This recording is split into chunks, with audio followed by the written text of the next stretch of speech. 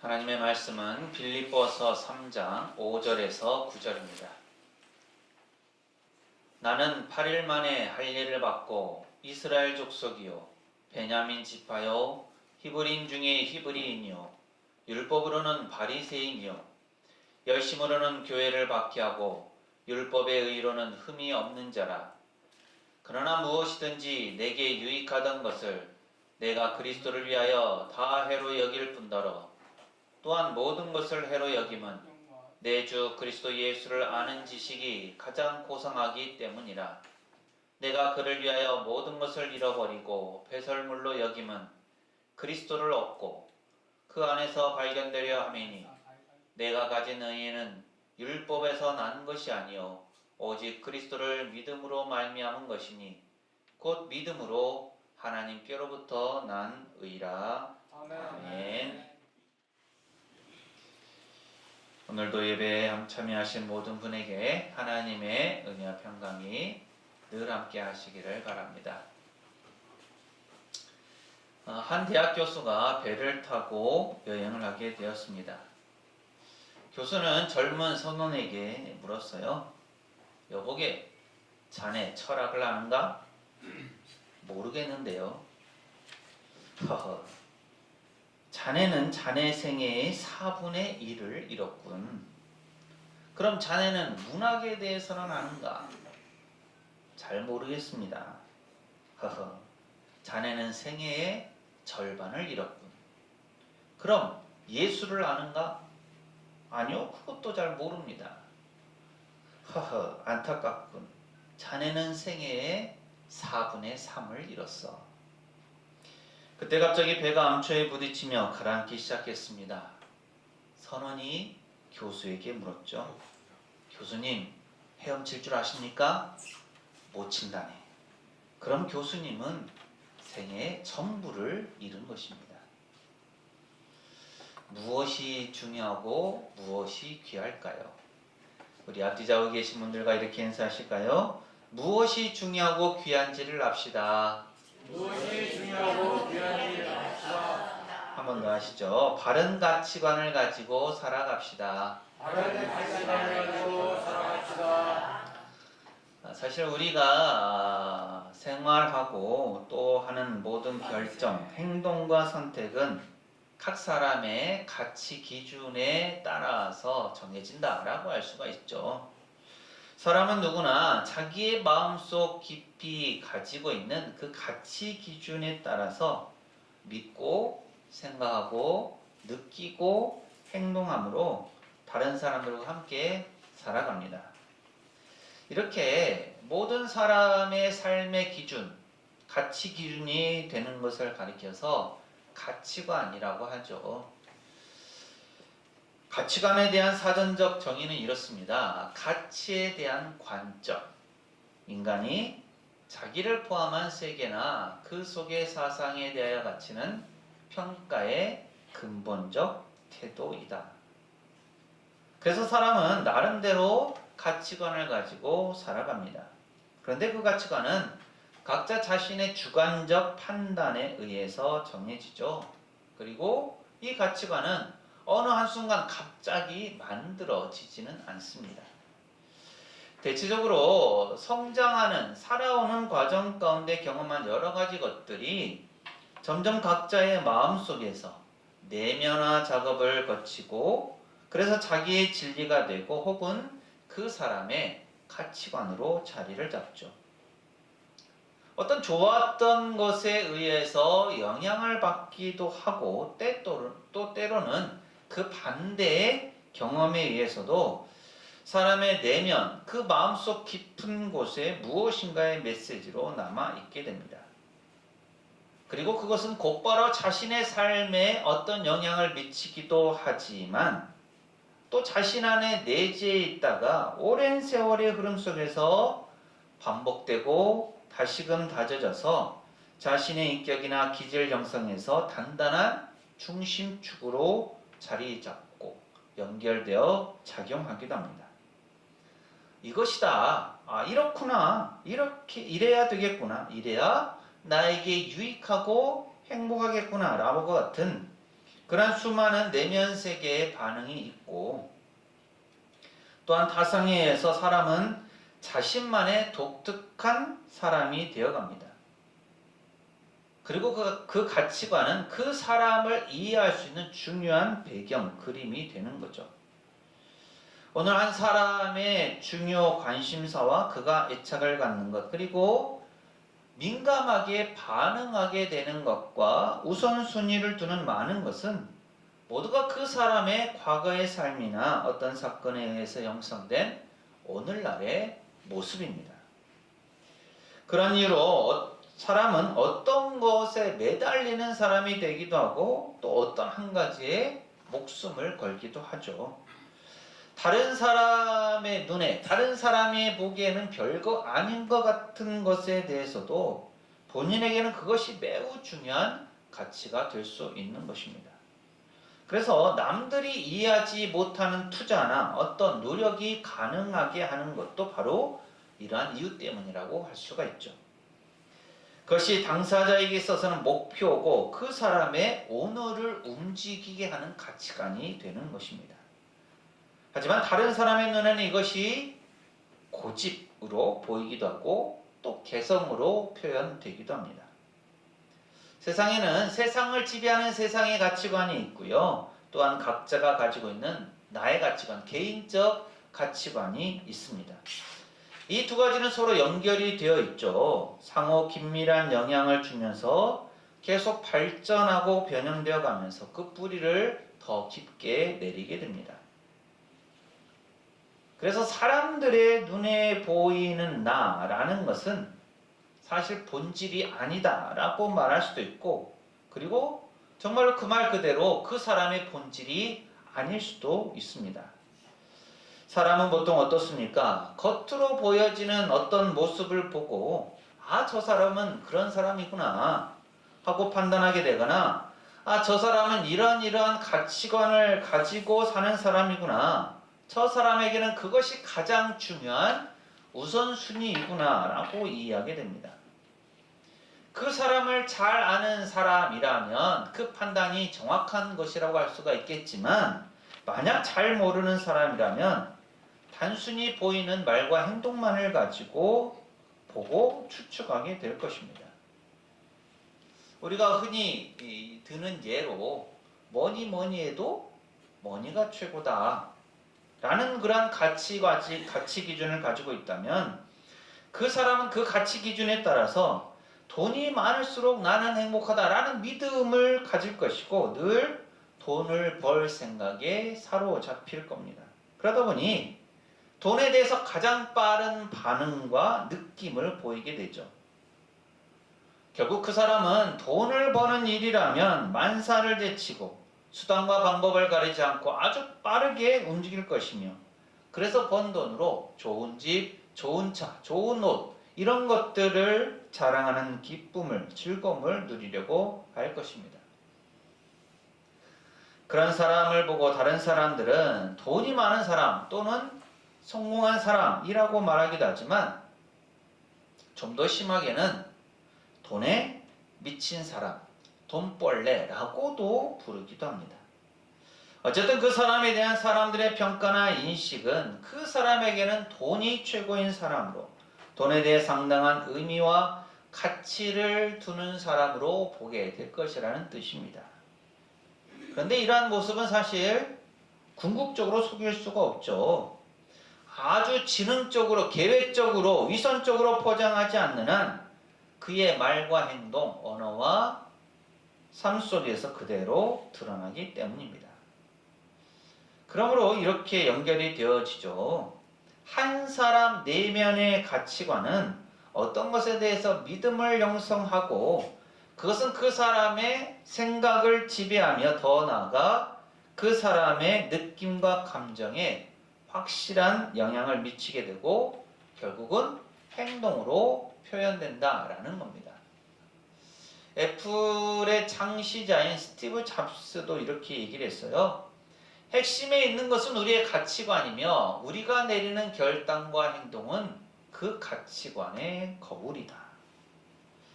그러므로 표현되어 보이는 나도 나를 드러내 보이지만 겉으로 표현되는 나는 진정한 의미의 나가 아니고 내면의 가치관이 진정한 나다라는 거예요. 즉 행동이라는 것은 이미 속 사람의 내면 가운데 결정된 본질적인 내가 자연적으로 자동적으로 표현되는 것이라고 알 수 있습니다. 사실 그리고 이러한 이유 때문에 어떤 교육이나 교정 과정, 행동 수정을 위한 훈련 프로그램 시도와 같은 접근은 한계가 있고 무리가 있다고도 얘기를 합니다. 그러니까 겉으로 보여지는 행동만 고치려고 하면 그것이 큰 의미가 없다라는 거예요. 사람의 본질이 무엇이고 어디에서 이런 것이 통제되고 영향을 받는지에 대해 인식하지 않고 단지 행동만을 바꾸려고 하면 그런 시도는 실패와 엄청난 고통이 수반될 여지가 많다 합니다. 오랫동안 자연스럽게 몸에 익히면서 체질화된 개인 진리로서의 가치관을 어떻게 쉽게 교정하고 수정할 수가 있겠습니까? 한 사람의 가치관이 되기까지는 그 하나하나를 받아들여서 확신하고 자기 나름대로의 고민과 질문 그리고 생각과 경험을 동반한 과정을 거치면서 결국은 최상의 것으로 받아들이고 또 수용한 것입니다. 따라서 이 처음의 과정에서 수정되어서 바뀌지 않은 채 이루어지는 행동의 수정은 억지로 되어질 수밖에 없다는 거죠.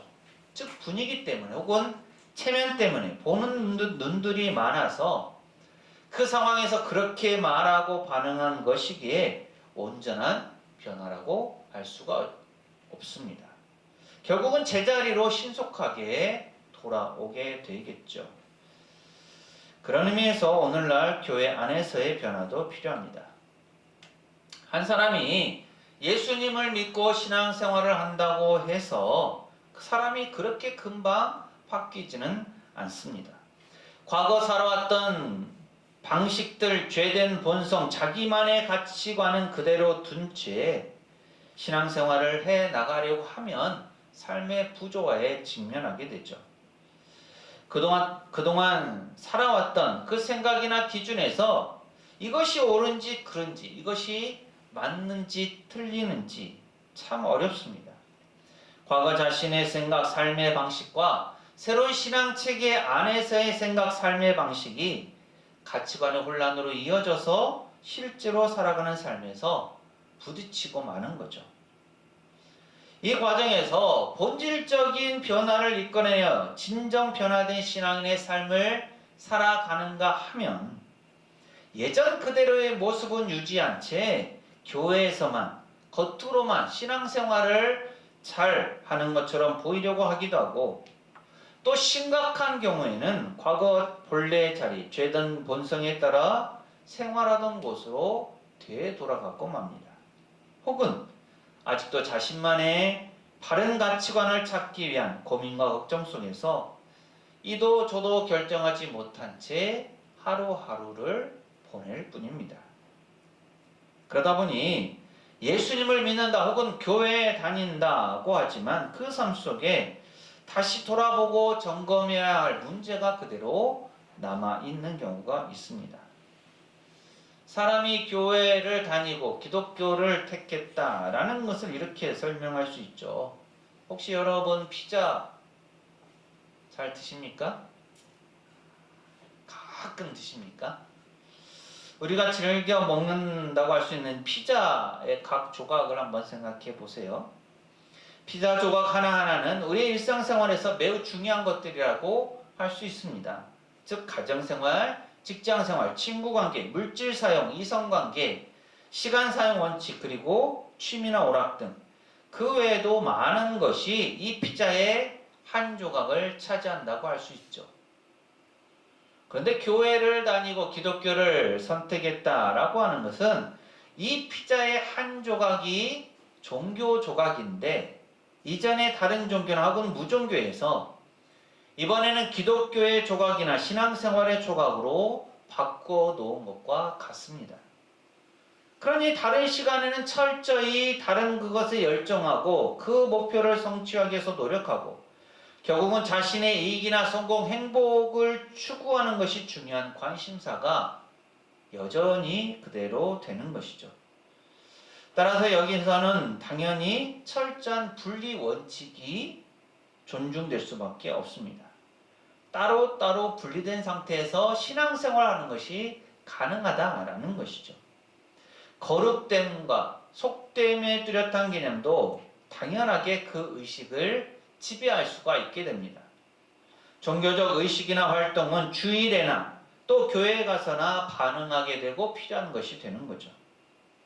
그러다가 교회 문을 열고 나와 월요일이 시작되는 시점부터는 철저히 신앙이나 예수님은 교회 아니면 집 어느 곳에 모셔두고 확신에 찬 모습으로 열심히 사회생활이나 직장, 가정, 개인 생활들을 해 나가는 겁니다. 여러분 어떻습니까?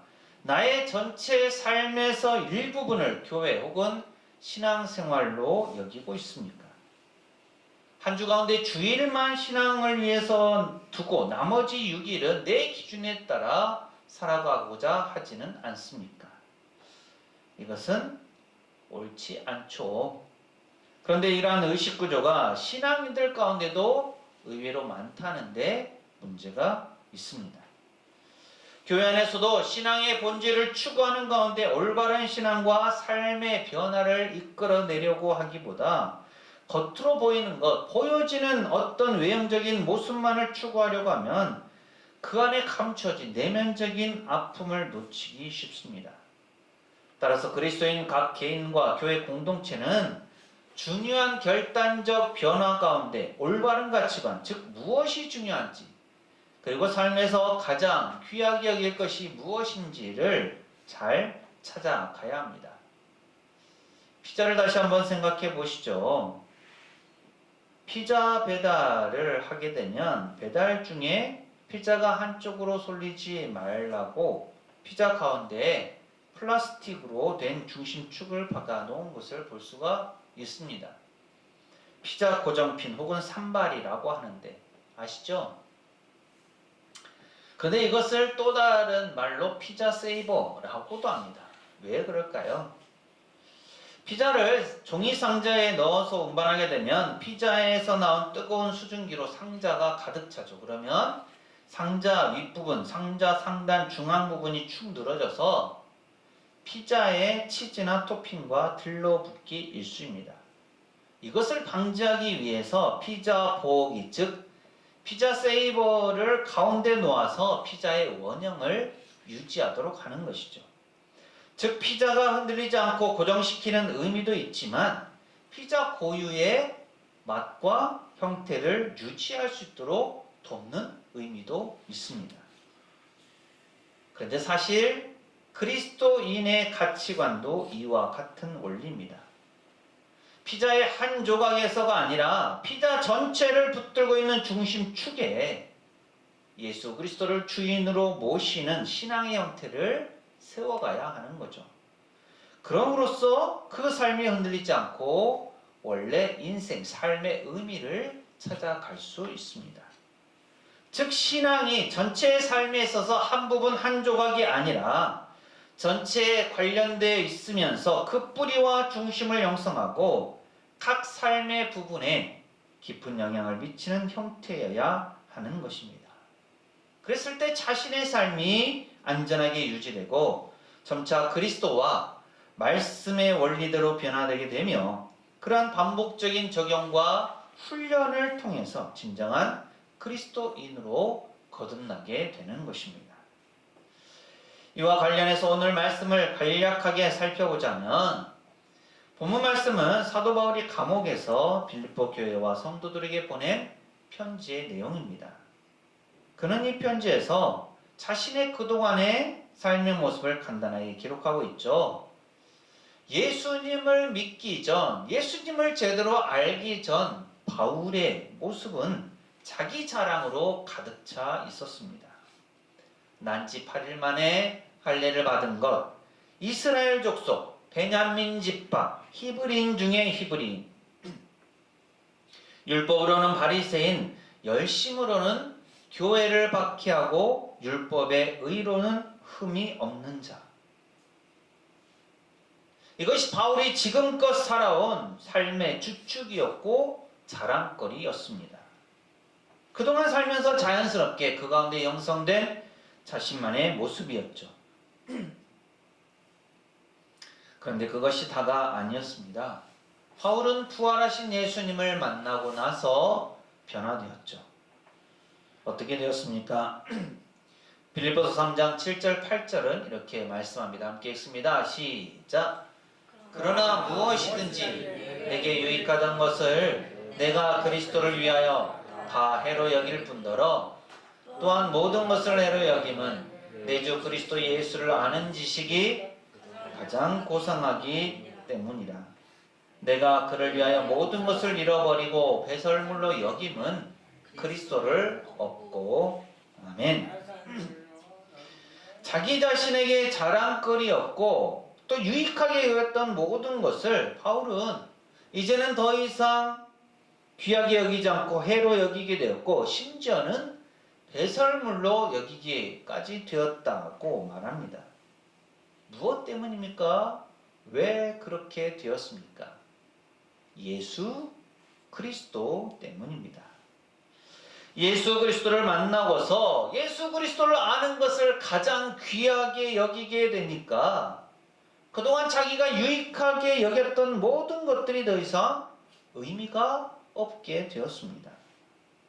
그래서 바울은 어떤 어려움 속에서도 계속해서 그리스도를 위한 삶을 살았고 기독교의 체계를 세우는 중심 인물이 되었습니다. 신앙과 삶의 가치관이 변화된 한 사람이 기독교의 역사를 새로 쓴 것이죠. 또 한 사람 우리는 다윗을 볼 수 있습니다. 그는 이새의 마지막 아들이었지만 가정에서는 그다지 인정을 받지 못했죠.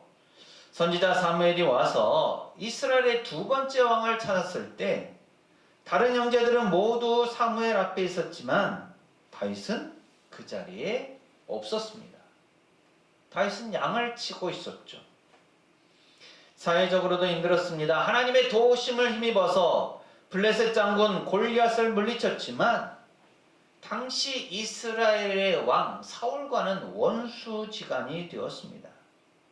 그래서 자기 나라의 왕을 피해서 다른 나라의 왕의 밑에 있기도 했죠. 그리고 나중에 다윗은 왕이 되기는 했지만 밧세바를 취함으로써 자신의 인생에서 가장 큰 치명상을 입기도 했습니다. 그로 인해 아들이 죽는 아픔을 겪어야 했고 또 다른 아들의 반란으로 도망 다녀야 했습니다. 하지만 그럼에도 불구하고 다윗은 이스라엘의 성군으로 인정을 받고 있고 오늘 우리가 본받고자 하는 믿음의 조상이기도 합니다. 그 이유가 무엇입니까? 그것은 다윗 안에 있는 그의 마음껏 내는 가치관, 그 중심이 하나님을 향해 있었기 때문이죠. 하나님은 사무엘을 통해서 분명하게 말씀하셨습니다. 사무엘상 16장 7절 말씀 함께 읽습니다. 시작. 여호와께서 사무엘에게 이르시되 그의 용모와 키를 보지 말라. 내가 이미 그를 버렸노라. 내가 보는 것은 사람과 같지 아니하니 사람은 외모를 보거니와 나 여호와는 중심을 보느니라 하시더라. 아멘. 이렇게 중심을 보신다고 말씀하신 그 하나님의 마음에 맞는 사람이 바로 다윗이었습니다. 다윗이 어떤 상황 가운데 어떤 모습으로 있든지 하나님을 향한 그의 가치관은 변하지 않았습니다. 본질이 변질되지 않았습니다. 중심이 늘 하나님을 향하고 있었죠. 그랬기에 중심을 보시는 하나님께서 다윗을 놓지 않으셨던 것입니다. 이처럼 신앙과 삶의 가치관이 하나님을 향하는 사람, 진정한 그리스도인으로 거듭난 한 사람은 그렇지 않은 종교인 몇십 명보다 미치는 영향력이 훨씬 큽니다. 오늘날 삶의 현장에서도 마찬가지이죠. 신앙과 삶에 있어서 무엇이 중요한지, 가장 귀하게 여길 것이 무엇인지 그리스도인으로서 확실한 가치관을 가지고 살아가게 될 때 그 사람에게서 신앙과 삶의 열매도 나타나고, 그래서 전도도 가능하게 되고, 더 나아가 사람들을 움직이고 바꾸는 영향력도 가능하게 됩니다. 우리 모두가 바울처럼, 그리고 다윗처럼 그리스도인으로서의 가치관이 하나님을 향함으로 진정한 그리스도인으로 거듭나기를 바랍니다. 그래서 자신의 신앙과 삶을 통해서 하나님의 구원 역사를 이루어가며 하나님의 나라를 확장해가는 우리 모두가 되시기를 간절히 소망합니다. 기도합니다. 바울은 자기 자랑으로 가득한 사람이었습니다.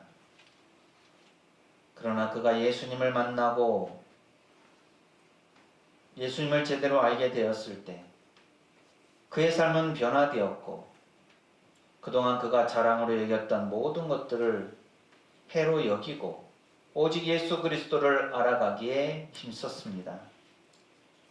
그래서 바울은 평생을 사는 동안 올바른 그리스도인의 가치관을 가지고 살았습니다.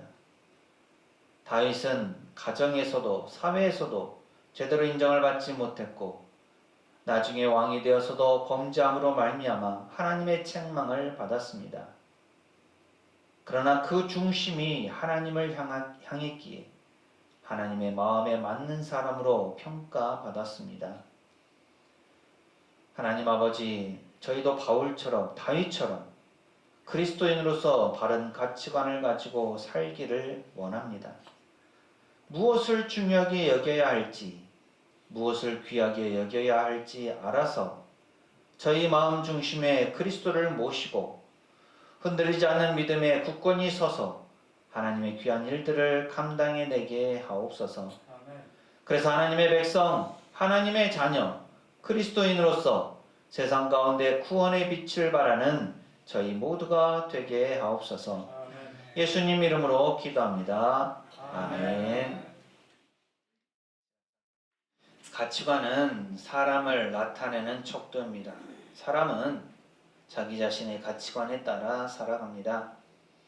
사랑하는 새성교회 교우 여러분, 그리스도인으로서 바른 가치관을 가지고 살아가십시오. 그리스도인의 바른 가치관이 바른 삶의 행동으로 이어지고 그 행동의 결과를 하나님께서 책임져 주십니다. 주님께서 주시는 이 말씀을 품고 세상으로 나가십시오. 하나님께서 우리와 함께 하십니다. 지금은 우리 주님 예수 그리스도의 은혜와 아버지 하나님의 무한하신 사랑하심과 보혜사 성령님의 충만 교통하심이 그리스도인으로서 바른 가치관을 가지고 하나님의 뜻에 맞는 삶을 살기를 소망하는 새성교회 모든 교우들, 가정과 삶과 생업과 사역 위에 이 한 주간의 모든 생활 가운데, 그리고 우리 교회 위에 영원토록 함께 하시기를 간절히 축원하옵나이다. 아멘.